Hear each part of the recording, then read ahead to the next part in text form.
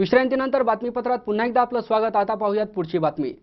येवला तालुक्यातील अंगणगाव येथे आईच्या मृतदेहाला 2 मुलींनीच खांदा देऊन तिसऱ्या मुलीने मुखाग्नी दिलाय।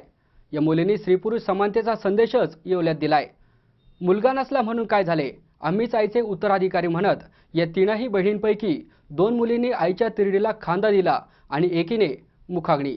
आईच्या मृतदेहाला 2 मुलींनीच खांदा देऊन तिसऱ्या मुलीने मुखाग्नी दिलाय। या मुलींनी स्त्री पुरुष समानतेचा अनोखा संदेशच येवल्यात दिलाय। मुलगा नसला म्हणून काय झालं, आम्हीच आईचे उत्तराधिकारी म्हणत या तीनही बहिणींपैकी 2 मुलींनी आईच्या तिरडीला खांदा दिला आणि एकीने मुखाग्नी दिलाय।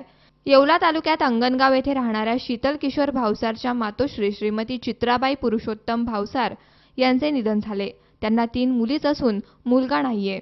मुलींचे लग्न झाल्यामुळे 3 मुलींपैकी एक मुलगी येवल्यातील अंगणगाव येथे, दुसरी लासलगाव येथे आणि तिसरी मुलगी मालेगाव येथे स्थायिक झाल्या। श्रीमती चित्राबाई यांचे निधन झाल्यानंतर त्यांच्या मृतदेहाला आपणच खांदा देण्याचा निर्णय मुलींनी घेतला।